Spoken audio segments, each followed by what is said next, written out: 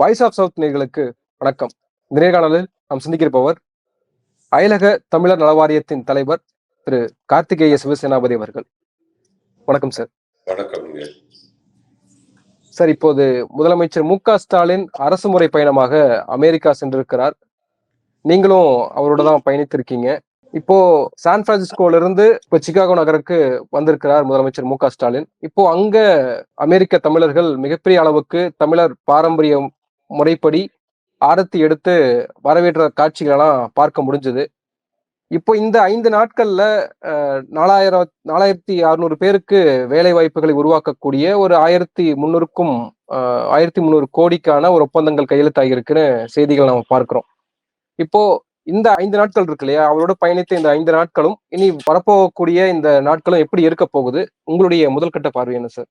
அருள் எல்லாருக்கு அவ்வுலகில்லை, பொருள் எல்லாருக்கு இவ்வுலகில்லை அப்படிங்கிற திருக்குறளை கோடிட்டு காட்டி மாண்புமிகு முதல்வர் அவர்கள் அமெரிக்க நாட்டுக்கு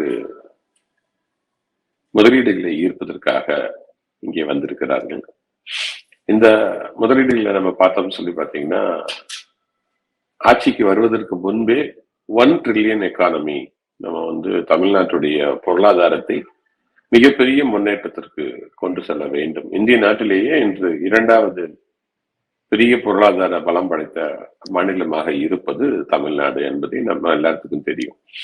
அதை 1 ட்ரில்லியன் எக்கானமிக்கு நம்ம எடுத்துட்டு போகணும்னு சொல்லிட்டு மாண்புமிகு முதல்வர் அவர்கள் ஆர்டிபிஷியல் இன்டெலிஜென்ஸ், டெக்னாலஜி, செமிகண்டக்டர்ஸ் இது போன்ற தொழில்களை தொழில்நுட்பத்தையும் தொழில்களையும் தமிழ்நாட்டுக்கு கொண்டு வர வேண்டும் என்பதற்காக முதல்ல சிலிகான் வேலின்னு சொல்லக்கூடிய கலிபோர்னியா மாகாணத்திலே அமெரிக்க நாட்டிலே அங்க லேண்ட் ஆகி சான் பிரான்சிஸ்கோவிலே பல்வேறு நிறுவனங்களுடைய ஹெட் ஆபீஸுக்கு சென்று அங்கே அவர் அந்த நிறுவனங்கள் எல்லாம் பார்வையிட்டு அவர்களுடன் பேச்சுவார்த்தைகளில் தொடர்ந்து ஈடுபட்டிருந்து அவர் வருவதற்கு முன்பே இண்டஸ்ட்ரீஸ் மினிஸ்ட்ரியும் திரு டிஆர்பி ராஜா அவர்களும் அதற்காக செய்ய வேண்டிய அடிப்படை வேலைகளை செய்து வைத்திருந்தார்கள். அதனை முன்னிட்டு பல ஒப்பந்தங்கள் இப்பொழுது கையெழுத்திடப்பட்டிருக்கிறது. அது ஒரு பக்கம். இன்னொரு பக்கம் பாத்தீங்கன்னா கல்ச்சுரல் ஈவெண்ட்ஸ், இந்தியன் எம்பசி நடத்தக்கூடிய ஈவெண்ட்ஸுங்க. அது போக அயலக தமிழர் நல வாரியம் இண்டஸ்ட்ரீஸ் மினிஸ்ட்ரி கூட சேர்ந்து நடத்தக்கூடிய பல்வேறு நிகழ்வுகளிலும் கலந்து கொள்ள இருக்கிறார்கள். இப்போ சான் பிரான்சிஸ்கோல ஒரு 3 நிகழ்வுகளை கலந்து கொண்டிருந்தார்கள். அதில் குறிப்பாக இந்திய நாட்டின் தூதரகம் நடத்திய நிகழ்வுல மிகப்பெரிய வரவேற்பு. விமான நிலையத்தில் ஆரம்பிச்சு நீங்க இது போன்ற விழாக்கள் பார்த்திருப்பீர்கள். குறிப்பாக இந்த திராவிட சித்தாந்தத்தினால், அந்த திராவிடத்தினால் பல்வேறு முன்னேற்றங்களை எப்படி அடைந்திருக்கிறோம் என்பதை இங்க இருக்கக்கூடிய தமிழர்கள் பலர் உணர்கிறார்கள். அதன் ஒரு வெளிப்பாட்டாக நமது மாண்புமிகு முதல்வர் அவர்கள் வரும் பொழுது நம்ம முதல்வர் வர்றாங்க அப்படின்னு ஒரு பெரிய எழுச்சியுடன் குடும்பத்தோட ஒரு திருவிழாவுக்கு செல்வது போல, ஒரு கோவிலுக்கு செல்வது போல குடும்பத்துடன் குழந்தைகள் எல்லாம் கூட்டிக் கொண்டு முதல்வரை வரவேற்பதை பார்க்கும் பொழுது உண்மையிலேயுமே மிகவும் மகிழ்ச்சியாக நெகிழ்ச்சியாக இருக்கிறது. இந்த அடுத்த 5 நாட்கள் இருக்கு இல்லையா, அடுத்து வரக்கூடிய நாட்கள் இருக்கு இல்லையா, இந்த 5 நாட்கள் கழித்து அடுத்த நாட்கள் தான் ரொம்ப முக்கியமானதாகவும் இருக்க போதா சொல்லப்படுது. அப்போ அடுத்த வரக்கூடிய நாட்கள்லாம் எப்படி இருக்க போகுது, நீங்க எப்படி அதை டிஃபைன் பண்றீங்க? இப்போ சான் பிரான்சிஸ்கோவில இருந்து நேற்று இரவு முதல்வர் அவர்கள் சிகாகோவுக்கு சேர்ந்தார்கள். நீங்க பார்த்திருப்பீங்க, செய்தி மூலம் பார்த்திருப்பீர்கள். பல்வேறு கம்பெனியுடைய சிஇஓக்களை இங்கே சந்திக்க இருக்கிறார்கள், முதல்வர் அவர்கள் சந்திக்க இருக்கிறார்கள். அதே போல சிகாகோவிலேயும் மிகப்பெரிய வரவேற்பு, சிகாகோவில் இருக்கக்கூடிய தமிழ் மக்கள் மிகப்பெரிய வரவேற்பை கொடுத்தார்கள். தமிழ்நாடு ஃபவுண்டேஷன் சொல்லக்கூடிய அமைப்புடைய தலைவர் திரு வீரா வேணுகோபால் அவர்கள், திரு சிவா இயக்குனர் அவர்கள், அது மட்டுமன்றி சிகாகோ தமிழ் சங்கத்தை சேர்ந்தவர்கள் மற்றும் விஸ்கான்சன் சுற்றி இருக்கக்கூடிய மிச்சிகன் ஸ்டேட் போன்ற பல்வேறு அமைப்புகளை சேர்ந்த தமிழ் சங்கங்களை சேர்ந்தவர்கள், தனிப்பட்ட நபர்கள் எல்லாம் 300க்கும் மேற்பட்டோர் நேற்று விமான நிலையத்துக்கு அவர்களுடைய குழந்தைகளுடன் வந்திருந்து பறை இசையுடன் பாடல்களுடன் முதல்வர் அவர்களை வரவேற்றதை பார்க்கும் பொழுது மிகவும் மகிழ்ச்சியாக இருக்கிறது. முதல்வர் அவர்களும் அந்த வரவேற்பினை மகிழ்ச்சியாக ஏற்றுக்கொண்டு ஒவ்வொரு இடத்திலும் நின்று அந்த குழந்தைகளிடம் எல்லாம் பேசிக் கொண்டிருந்தார்கள். இன்று முதல் முதல்வர் அவர்கள் பல கம்பெனிகளுடைய சிஇஓ, சிடிஓ அவர்கள் எல்லாம் தனியாக சந்திக்க இருக்கிறார்கள். அதாவது ஒரு ஓகே. பப்ளிக் ஈவெண்டா இல்லாம அவங்கள வந்து பிரைவேட்டா மீட் பண்ணி அவங்க கூட நமக்கு தெரியும் இல்லைங்களா, சிகாகோல ம், இல்லினாய்ஸ்ல வந்து ம். டெட்ராய்ட் இருக்கிறது. இங்க இங்க வந்து பல்வேறு நிறைய ஆட்டோமொபைல் இண்டஸ்ட்ரி. நம்ம வந்து சென்னை தான் வந்து டெட்ராய்ட் ஆஃப் இந்தியான்னு சொல்லி நம்ம சொல்றோம். அந்த மாதிரி வந்து இங்க டெட்ராய்ட் இருக்கிறது இந்த இந்த மாநிலத்தில் இருக்கிறது. இங்க இருக்கக்கூடிய ஆட்டோமொபைல் இண்டஸ்ட்ரி போன்ற பல்வேறு நிறுவனங்கள் தலைவர்களையும் முதலமைச்சர் அவர்களும் நமது இண்டஸ்ட்ரீஸ் மினிஸ்டர் அவர்களும் சந்திக்க இருக்கிறார்கள். ஓகே. இப்போ முதலமைச்சர் மு.க. ஸ்டாலின் வந்து ஒரு சில விஷயங்கள் குறிப்பிட்டு அந்த அமெரிக்க பயணத்துல அவருக்கு நடந்த சுவாரஸ்யமான சில விஷயங்கள்லாம் சொன்னாரு. அதுல வந்து முக்கியமா அவர் பகிர்ந்து கொண்டது, தமிழகத்தில் இருப்பது போல் உணர்கிறேன். சென்னையில இருப்பது போல நான் வந்து பார்க்கிறேன். அ அந்த அளவுக்கு வந்து நிறைந்திருக்கீங்க அப்படின்னு சொன்னாரு. அந்த அளவுக்கு தான் இருக்கா? அப்படிதான் இருக்கா தோற்றம்? ஆமாங்க. எப்படின்னு சொல்லி பார்த்தீங்கன்னா, உணவுல இருந்து இங்க வந்து முதல்வர் அவர்கள் வந்து அவர் தங்கி இருக்கக்கூடிய ஹோட்டல்ல இருந்து இறங்கி வரும்பொழுது பார்த்தீங்கன்னா, 100, 200 பேர் வந்து குழந்தைகளுடன், குடும்பத்துடன் வந்து நின்று முதல்வருடன் செல்ஃபி எடுத்துக்கொள்ள வேண்டும், புகைப்படம் எடுத்துக்கொள்ள வேண்டும், முதல்வருக்கு அன்பளிப்பு கொடுக்க வேண்டும். அவர்கள் வைத்திருக்கக்கூடிய தந்தை பெரியார், அறிஞர் அண்ணா, தலைவர் கலைஞர், முதல்வர் எழுதிய புத்தகங்கள் எல்லாம் முதல்வருடைய கையெழுத்தை வாங்க வேண்டும் என்று ஆர்வமாக நின்று கொண்டு இருப்பதை பார்க்கும் பொழுது, சுற்றி இருக்கக்கூடிய இந்த நாட்டைச் சேர்ந்தவர்களை பார்ப்பதை விட நமது தமிழ்நாட்டைச் சேர்ந்தவர்கள் தமிழர்கள் முதல்வரை வரவேற்பதை பார்க்கும் பொழுது முதல்வருக்கு அப்படி ஒரு உணர்வு வந்திருக்கிறது. ரொம்ப ஒரு இயல்பான விஷயம்தான். காரணம் என்னன்னா, அப்படி ஒரு வரவேற்பு ஒரு ஒரு குடும்ப உறுப்பினரை போல வரவேற்றுக் கொண்டிருப்பதை பார்க்கும் பொழுது பெரும் மகிழ்ச்சியாக இருக்கிறது. இதற்கு முன்பாக பல முதலமைச்சர்கள், தமிழ்நாட்டினுடைய முதலமைச்சர்கள் வந்து முதலீடுகளை ஈர்ப்பதற்காக வெளிநாட்டு பயணங்கள் மேற்கொண்டிருக்காங்க. அதுல முன்னாடி இருந்த எடப்பாடி பழனிசாமி அவர்களும் அத செய்திருக்காரு. இப்போ அதுலருந்து எந்த விதத்துல முதலமைச்சர் மு.க. ஸ்டாலினுடைய இந்த பயணம் முக்கியத்துவம் பெறுது, இல்ல வித்தியாசப்படுதுன்னு நினைக்கிறீங்க? நீங்க நீங்க திராவிட முன்னேற்றக் கழகத்தை எடுத்துக்கொண்டீர்கள் என்றால், என்றுமே வந்து அந்தந்த காலகட்டத்துக்கு தகுந்தபடி தன்னை மறுபடியும் மறுபடியும் சீரமைத்துக் கொண்ட ஒரு கட்சி. அந்த சித்தாந்தமாக இருக்கட்டும், இன்றைய தேவை நீங்க 1940s, 50s, 60ஸ்லாம் எடுத்துட்டீங்கன்னா, சமூக நீதி, கல்வி போன்ற பல்வேறு விஷயங்களுக்கு வந்து அன்றைய அன்றைய அன்றைய தேவையை புரிந்து அதற்காக செய்தது திராவிட முன்னேற்றக் கழகம். அப்படி ஒவ்வொரு காலகட்டத்துல மாற்றும் பொழுது, இன்னைக்கு சுற்றுச்சூழல், இன்னைக்கு தொழில்நுட்பம், மிகப்பெரிய முன்னேற்றம், தமிழ்நாட்டில் இருக்கக்கூடியவர்களுக்கு வேலை வாய்ப்பை அதிகம் செய்வது போன்ற விஷயங்கள் தலைவர் அவர்களுடைய ஆட்சி கடந்த 3 வருட காலமாக மிக சிறப்பாக எப்படி செயல்பட்டு கொண்டு இருக்கிறது என்பதற்கு உதாரணம் 2024 வருட பாராளுமன்ற தேர்தலில் நாம் பெற்ற வெற்றி. 40க்கு 40 வெற்றி பெற்றதற்கு காரணம் மாண்புமிகு முதல்வர் அவர்களுடைய சிறப்பான ஆட்சி என்பதை நாம் அறிவோம்.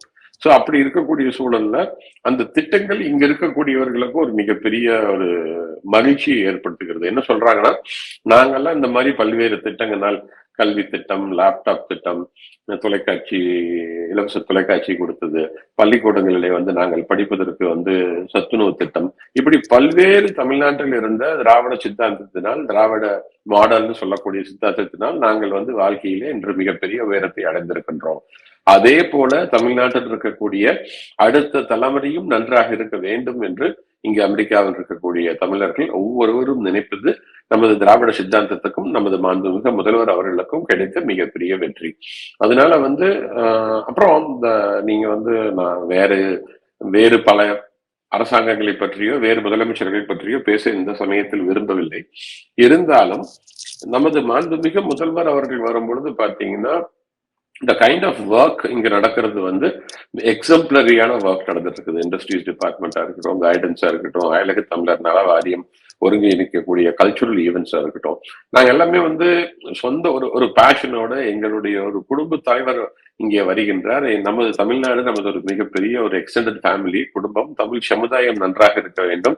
இந்த தமிழ் சமுதாயத்திற்கு நம்ம என்ன செய்ய முடியும் என்பதற்காக நாங்கள் பாடுபட்டு கொண்டிருக்கின்றோம். அதனால சொந்த அக்கறையுடன் நாங்கள் பாடுபடும் பொழுது அதற்கான ரிசல்ட்ஸ் வந்து மிக மிக நல்ல ரிசல்ட்ஸாக மிக அற்புதமான ஒரு ஒரு எதிர்பார்ப்பையும் மிக மிக நல்ல ஒரு வரவேற்பையும் இங்கே எங்களுக்கு கிடைக்கிறது.